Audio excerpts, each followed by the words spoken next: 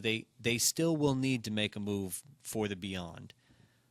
I'm enjoying the Jacoby Ellsbury trade talk. That's the hot thing at the moment is they can now not only include Buchholz in a offer, they can now also include Ellsbury because they've drafted Fuentes, the guy they drafted in the first round last year, an Ellsbury clone. I kind of feel like I would like to keep Ellsbury, but if you told me right now, if you can center a package around Ellsbury and Buchholz and get Adrian Gonzalez out of San Diego, who hits 40 home runs in a pitcher's park right now, I will charter them a car. I will get them a Gulfstream trailer if they want to go across the country that way. But to do that, is that kind of limiting what they can do later on? Is that putting too much into? Because that's the complaint that you're hearing now is that's too much to give away. I don't think, looking at a guy like Gonzalez, I don't think at this point in his career and what he's been doing, I don't think you can give away too much to get this guy. No, there's an understanding and an attachment to the players that are here, especially a guy like Ellsbury. What we've seen from him, you've seen the very early going of a guy that hasn't hit his peak yet and has been a excellent major league contributor. Mm-hmm. So there's a natural ability to want to hang on to that, but you need to look at the big picture, and the big picture is that this team needs bats to build around. If you don't have Jason Bay, that's your main run producer last year is gone, and Mike Cameron's going to give you some of that. Jeremy Hermida will give you some of that, however they decide to shake that out, but you still need a number 4 hitter, and good number 4 hitters just aren't available with regularity. And if you can make a deal that still allows you to have some chips in your cabinet, and that you can even, and it's less of an issue here, but Gonzalez is going to make somewhere on the order of $10 million total over the next 2 years. They're obviously going to need to extend him, but he's young. He's strong defensively. He's winning Gold Gloves in the National League, though that Albert Pujols might be a better defensive first baseman, but he's a Gold Glove first baseman. He hits. He's the guy that you want.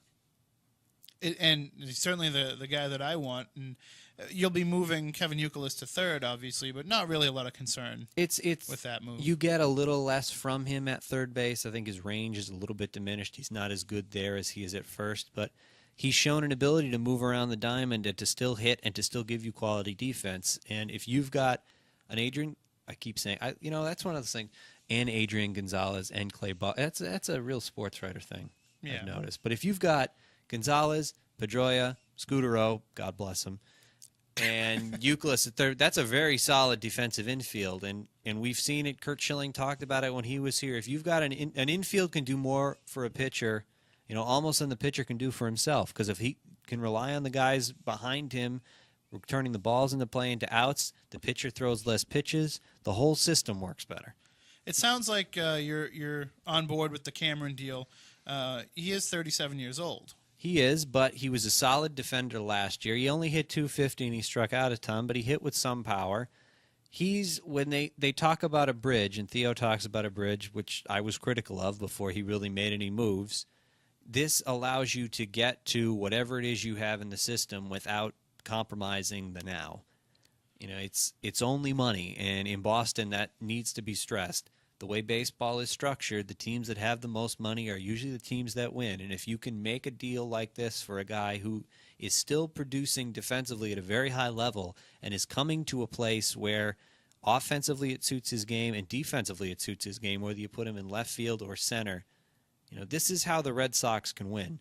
They can't compete dollar for dollar with the Yankees, but they can compete better than dollar for dollar with the vast majority of the league. The one thing that I've kind of changed my own mind about is, like you said, these falling in love with these guys that have come up through the system and who have kind of made their name here as major leaguers. And it worked out so well with those players. Now I'm starting to think, well, why can't we just assume that it's going to happen with the next wave that's coming up behind them? So if you do part ways with a Buchholz, if you do part ways with Ellsbury, there's going to be somebody else behind them that can do the same thing they did. See, I kind of go the other way a little bit, and this goes back to, being concerned about loving the prospects too much. It's such a bleep shoot in the system. There's so many things that can go wrong. They obviously have a system in place that they like when it comes to drafting and when it comes to evaluating talent and nurturing talent, which is the most important part of the whole thing.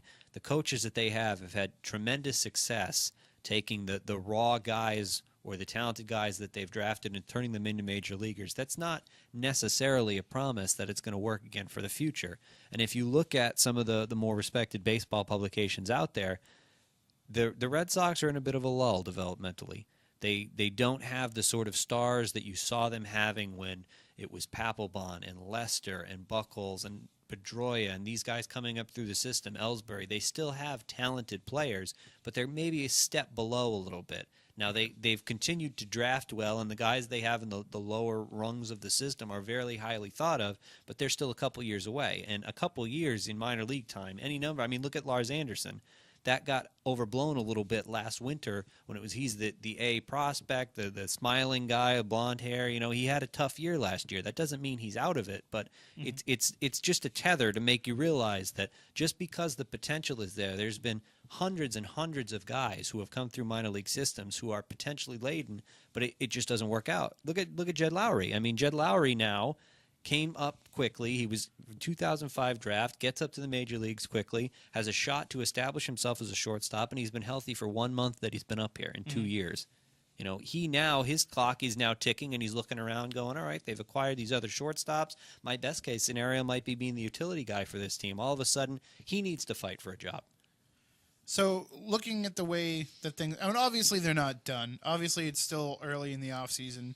There's still time to make other things happen, but looking at it now, assuming that the Lowell trade happens, which I guess is what, dependent on the thumb? It's dependent on the thumb. It's dependent. I mean, Texas, you have to look at it from Texas's perspective. If Boston's going to pay $9 million of this $12 million, there's a lot that you can overlook. The only thing that might hurt is Texas might want to give a lesser prospect, and I feel like that Max Ramirez he's a highly thought of bat, but I can't help but think that he's not a trade chip for something that they've already been discussing with, whether it be Hoyer in San Diego or whether it be Dombrowski in Detroit, them saying, well, you know what, we could use a catching prospect because the Red Sox have guys in the system going forward who would be, beneficial, and would need room to develop also.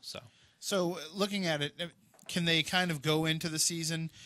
Because if the Gonzalez deal isn't going to happen, which is what they're saying, and they being, I know Gordon Eads was saying it, Alex Spear. Well, he's a San Diego guy. He's controlled cheaply by the Padres. They're not a team that's having a lot of success selling tickets because they're a bad baseball team with a very weak farm system. He's the face of that franchise, really. And you trade the face of that franchise, you need to be getting something big in return. And he's there's not a concern on his part to force a trade. Yep. So if he went in and said, I'd like to be traded, that's a whole other kettle of fish. But that hasn't happened yet. So they can open the season without Lowell, say Youkilis at third, Kochman at first, and kind of just plow along and see how things go, and then maybe make another run at Gonzalez toward the deadline? What they have to do is they just have to establish themselves as legit contenders in the American League, which they should have no trouble doing with the pitching that they have, the remnants of the lineup that they had. Pedroia is still going to be there. Youkilis is still going to be there. Drew is still solid. Ortiz, you never know what you could get. Martinez will be here. Jason Varitek could hit at least 25 home runs. Playing 50 games? Playing 50 games, absolutely. It's the early part of the baseball season is to get yourself in position for the deadline and for September and for October. We've seen it time and time again. The best team in May is not the best team in October. All you have to do is build your season towards when it matters most, and that's been one of Francona's biggest strengths since he's been here. All right, so Red Sox fans, at least you got one Christmas gift, or two, actually. And it may not be the shiny new car in the driveway, but it's it's at least a dirt bike. Well, hey, now no one has to hate John Lackey anymore. It's very funny how quickly it has turned. He was a guy a lot like Josh Beckett. When he's on the other team, you hate him, but when he's on your team, all of a sudden, oh, he's a bulldog. Oh, love him. He fights the pitcher, he fights the manager to stay in the game. And how quickly we can change our minds. Hey.